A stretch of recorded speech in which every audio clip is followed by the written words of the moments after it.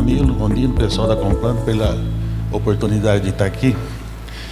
E minha palestra vai ser bem rápida, vou tentar ser bastante conciso.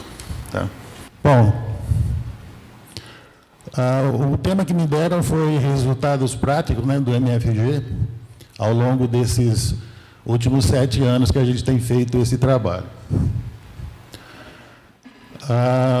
Eu pretendo falar primeiro da linha do tempo, né, como é que nós chegamos nessa situação de usar o MFG,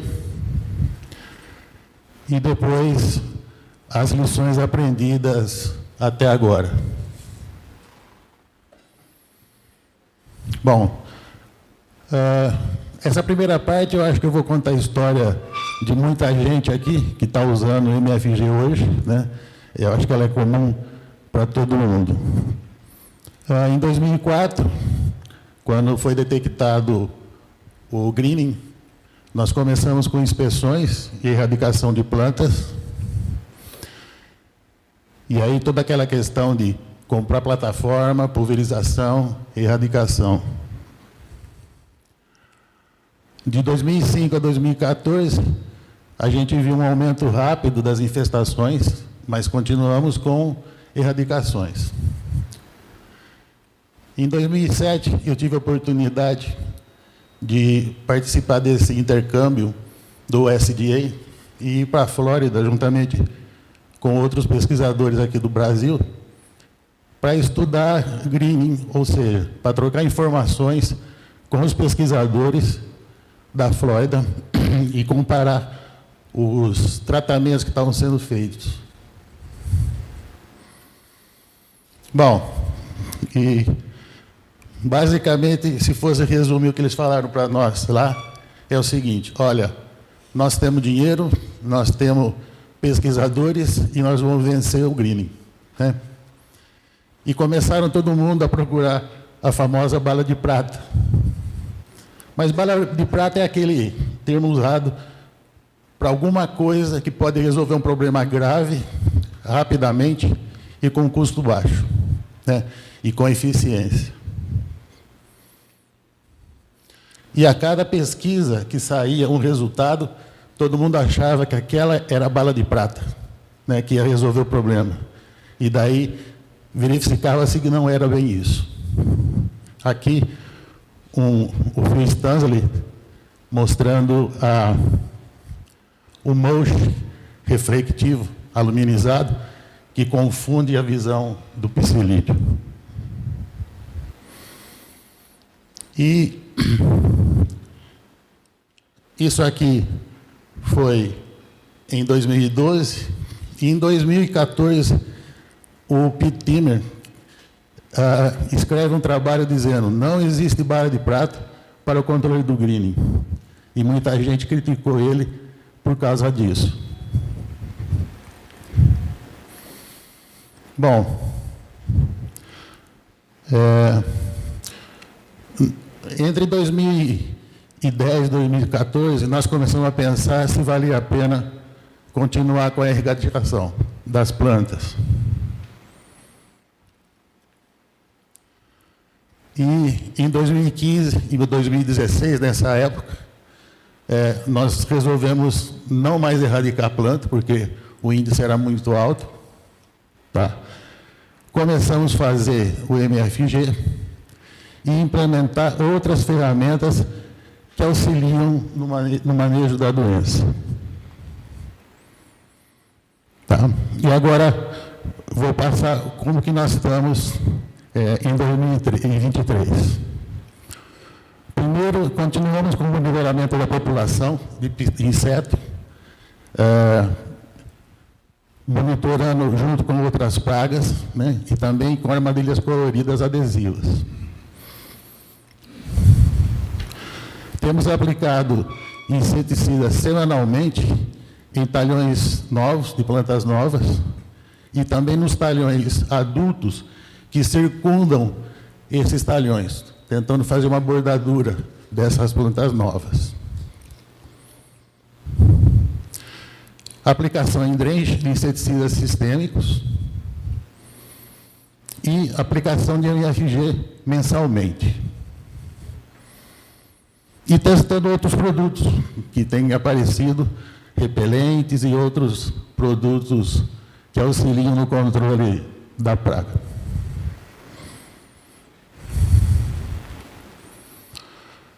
Temos feito também o plantio de plantas iscas, né, o curry,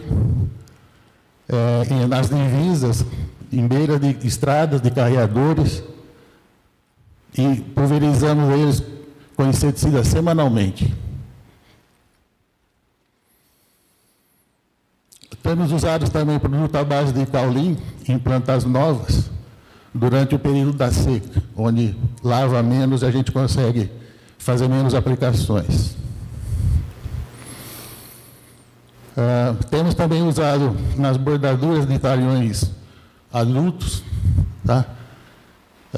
Tentando fazer com que eles sejam repelidos e voltem para o curry, onde a gente pulveriza semanalmente. Temos tentado a redução no uso de herbicida à base de glifosato, que mexe muito com o sistema de defesa da planta. Tá? Aí, o rank de curry, aqui na divisa, e aqui as plantas de laranja. Tá? E aí sendo pulverizado o curry, juntamente com a lateral da laranja. Aqui, o uso de mulch plástico para controle de planta daninha nos primeiros anos, evitando o uso de herbicida e também de alguma capina, né? Aqui, a aplicação de caulin. Bom, isso foi como nós chegamos na posição de não mais erradicar e de usar MFG. Tá? Uma outra coisa que a gente aprendeu é que, normalmente, o pessoal fala que, para a doença ocorrer, nós precisamos do ambiente, do patógeno e do hospedeiro. E o green não é só isso. Tá? Nós temos a questão de outros fatores que envolvem, tipo o governo, né? Com a questão de normas, de registro de produtos ou de saída de produtos. Nós temos a questão de tratos culturais. Aqui vocês veem uma poda, né, fazendo com que a planta vegete, e um pomar lá no fundo sem vegetação. Quer dizer, isso aqui é um atrativo para psilídeo. E temos também um mercado, né, preço de venda, preço de insumo, perspectivas no futuro e assim por diante. Então, na verdade, o controle do greening, ele é um quebra-cabeça, tá? Que envolve várias coisas.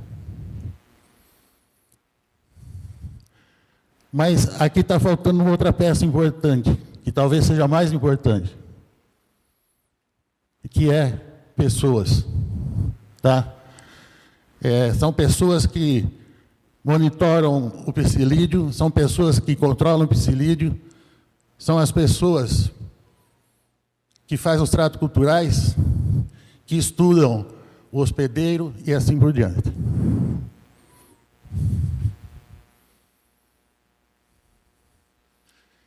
E são pessoas que podem tirar o brilho de todo um trabalho que a gente faz conjunto para controlar o vetor e a doença como um todo.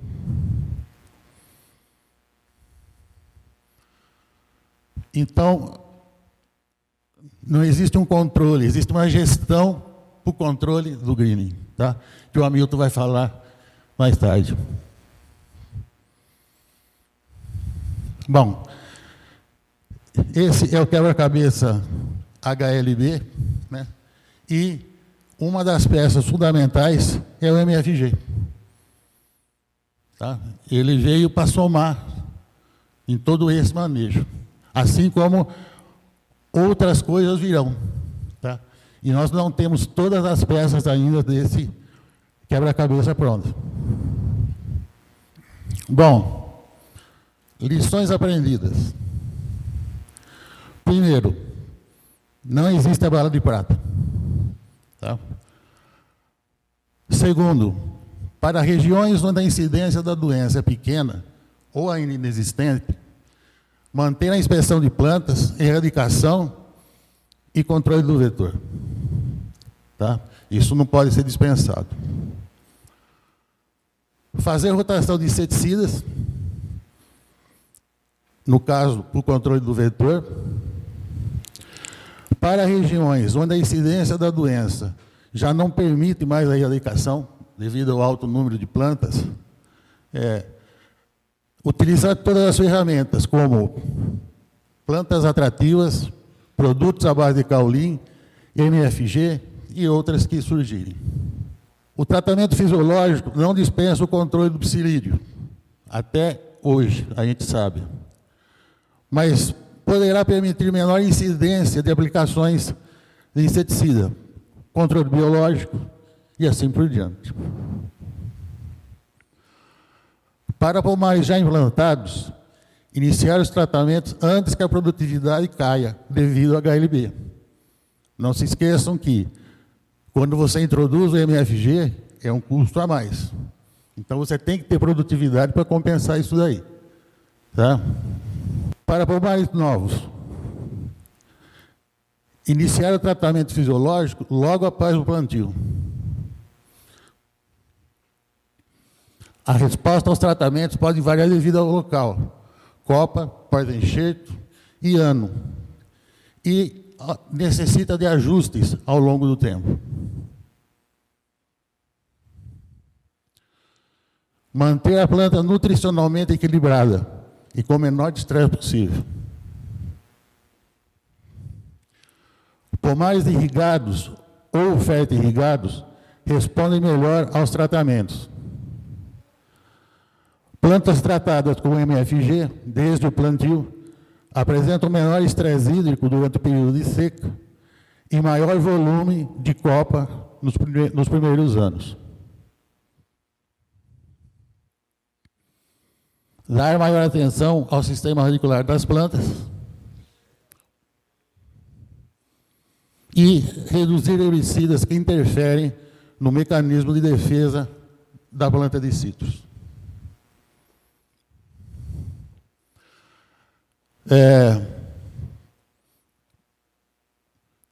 Essa frase é do Albert Einstein, né? E fala que se a gente continuar fazendo sempre da mesma forma uma coisa, a gente não vai ter resultado diferente. Eu coloquei aqui duas plantas. Eu tenho fotos com plantas mais bonitas que essa, mas eu quis trazer essas aqui porque são plantas, são fotos que eu tirei ano passado, no começo de outubro, em pleno final da seca, tá? No pomar de Valência, 100% de green, e vejam a quantidade de frutas que tem aqui.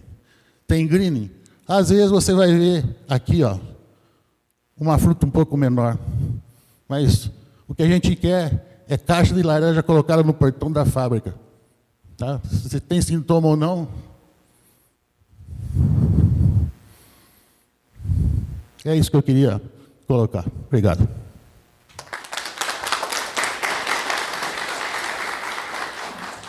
O Reinaldo foi bem sucinto e rápido, né? Mas eu acredito que levantou muitos pontos interessantes do manejo que ele está conduzindo nas orientações que ele tem dado. E nós temos tempo, então, para questões, perguntas. Pois não, aqui o Marco. Alô, Reinaldo, parabéns pela palestra muito elucidativa. Você vê diferença em porta-enxerto nessa situação de o que fazer agora, se for iniciar, algum porta-enxerto que você tem preferência, que você acha que vai responder melhor? Sim, Marcos. Sim, o que a gente tem visto é que toda trifoliata ou híbrido de trifoliata responde melhor aos tratamentos. Da mesma forma que onde você não faz o tratamento, são plantas que demoram mais para evoluir a doença. Tá? Quando você faz o tratamento, são plantas que respondem mais. E Reinaldo, não poderia deixar de parabenizá-lo pela essa brilhante explanação, né, do que é o pensamento realmente dessa junção de ações que nós precisamos fazer para vencer a doença. Eu acompanho, né, um pouco mais à distância, a fazenda que você está se referindo, a fazenda do Mauro Queradia, né? E eu gostaria que você explicasse para o pessoal aonde está essa fazenda, né? E quais as pressões que vocês sofrem para ter tomado todas essas decisões, né, ao longo do tempo. E a gente vê a produtividade, mas não tem ideia do número, de quanto que isso significa, né? Se pudesse dizer um pouquinho sobre isso, por favor. A foto não é na fazenda do Mauro, é uma outra propriedade. Mas, perdão, esse pomar, ele produz, assim, os pomares adultos, eles estão na fase de 900 a 1.300 caixas por hectare. Tá? Pomares que têm 100% de greening, né? No caso do Mauro, que é uma outra propriedade, ela assim, é mais, eu diria assim, ela é irrigada, ela é toda irrigada, né? Ela é toda fértil e irrigada, já faz anos que a gente vem trabalhando nisso. E ela está cercada de pomares com greening. Tá? Então, tinha o último vizinho que fazia um tratamento bem feito, também já jogou a toalha. Tá? E ele está continuando. Né? Como é fértil e irrigada, e eu coloquei aí que a planta responde melhor aos tratamentos, os pomares produzindo faixa de 1.200, 1.300, 1.600 caixas. Tá? Conchal. Tá? Se fosse erradicar, a fazenda toda já teria erradicado. Tá? Reinaldo, você podia falar para nós da parte de retorno do tratamento nessas produtividades que você está falando e o tratamento que você faz? A gente sabe o capricho que é com relação a esse custo financeiramente. Se você não deixar cair a produtividade, tá? O segredo está aí. Se você não deixar cair a produtividade, você é economicamente viável. Nos preços que a gente tem hoje, tá? Vamos deixar claro isso, é viável. Tá?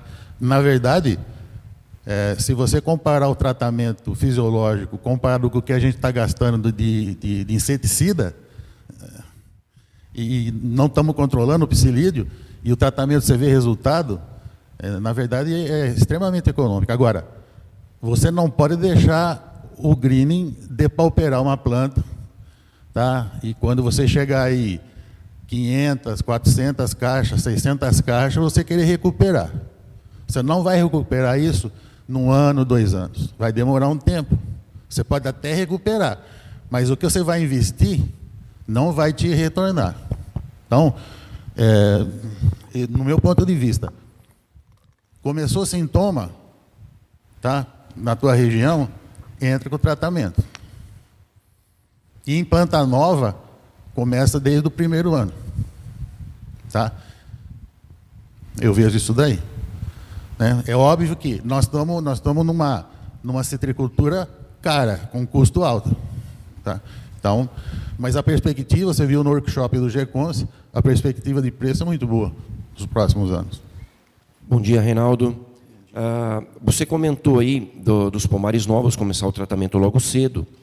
E qual seria para você a virada de chave? Eu erradico esse pomar novo até 1 ano, 2 anos, 3 anos. Qual seria esse ponto de virada de chave, onde você enxerga que não vale mais a pena a erradicação? Tem alguma idade definida ou é por conta da infestação mesmo? São as duas coisas, né? Você tem condições hoje nessa região aqui de Limeira, Conchal, Mogi Guaçu, Aguaí, onde quando começa a aparecer mais o sintoma com 2 anos e meio, 3 anos, você já tem 50% das plantas infectadas. Se for uma planta normal, assim, normalmente o que a gente recomenda é o seguinte: se você está conseguindo controlar com infestações mais baixas, é arrancar até o 3º ou 4º ano no máximo.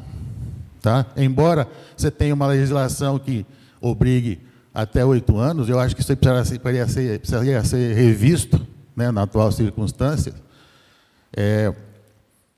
porque, veja bem, é um caso polêmico, porque se você não precisa remover a planta depois de 8 anos, você está permitindo que você conviva no mesmo local, planta com sintoma, tá? E planta nova. Então, eu acho que o primeiro paradoxo já está aí, né? Outra coisa, se você erradicar até 8 anos, não adianta você fazer uma replanta com pomar de 8 anos. Você vai ter um payback para aquela muda, que praticamente o pomar já está na hora de você erradicar. Então, eu acho que depende das duas coisas. Tá? De qual que é a velocidade de crescimento quando você detectar que você tem planta sintomática já. E como é que está a tua vizinhança, né? Ô, Reinaldo, tudo bom? Eu sei que é bastante polêmico agora o uso de herbicidas, e eu concordo com você também. Isso é um tema muito amplo que a gente tem que entrar mais nessa conversa, né? E isso também varia de propriedade para propriedade, de nível de infestação de plantas. Mas eu queria que você falasse se você tem alguma experiência da utilização ou não utilização de herbicidas pré-emergente. No começo, vamos usar, mas pelo menos a minha experiência é que isso tem cada vez mais travado as mudas, e o que a gente quer é que acelere as mudas. Então é meio que sempre uma navalha, um fio da navalha que a gente anda nesse fio da navalha. Realmente é um item bastante sensível dentro de uma propriedade, principalmente propriedades maiores, né, que você não consegue girar muito rápido o teu controle de planta daninha. Então, às vezes, você tem que se valer de um pré-emergente para cobrir uma parte da fazenda. Bom, aí eu vou responder por um outro caminho essa pergunta tua. Uma das coisas que a gente tem visto é que o manejo do solo e das plantas companheiras e matéria orgânica é uma coisa muito importante nesse complexo que é o greening, né? E os pré-emergentes, principalmente os mais utilizados hoje, eles interferem muito nos micro-organismos do solo, tá? Que interfere na vida da planta também. Então, minha opinião assim particular, tá? Se puder evitar, evite. Tá? É isso daí. E também aqueles ingredientes ativos que mexem com o metabolismo da planta com relação à síntese de compostos de defesa. Tá? Eu acho que a gente usou até agora, né? Foi muito, muito válido, mas o green vem mostrar uma outra realidade que a gente tem que repensar. Olha, nós não temos muitos produtos hoje, né? Então não precisa nem dar nome aos bois, a gente sabe até a cor do boi, né? O que a gente tem feito? Mulch plástico é uma coisa interessante, tá? Você consegue tocar aí até 2 anos, 2 anos e meio, sem herbicida na linha, né? Nesse período, se você tiver uma produção de massa boa, tá? Você começa a cobrir esse mulch com mato, né? Com a massa do mato, de forma que você vai evitando, você vai espaçando mais as aplicações de herbicida. Braquiária rosiziensis, tá? Eu gosto de Braquiária rosiziensis. Na reforma de pomar, nabo forrageiro, que tem um efeito bastante interessante com relação a nematóide. É por aí. Às vezes você tem que usar um produto à base de glifosato, é óbvio, né? Mas A ideia não é cortar 100%, como eu coloquei, é diminuir o uso. Bom dia, Reinaldo. Parabéns pela palestra aí. Eu tenho uma dúvida com relação à aplicação de drench. Regiões que estão começando aí, região nova aí de incidência de greening, até quanto tempo você tem aconselhado essas aplicações de via drench? A aplicação de drench vai muito de o quão desenvolvido está seu pomar. Tá? Normalmente, depois de 2 anos e meio, 3 anos, você já não tem uma distribuição do produto adequada dentro da planta. Você vai ter diferentes concentrações dentro da planta. E também o custo já fica mais alto. Dependendo do desenvolvimento da planta, 2 anos e meio, 3 anos no máximo. Independente de se está a região com menor incidência ou regiões com maior incidência. É uma questão da planta, né? Nossos agradecimentos.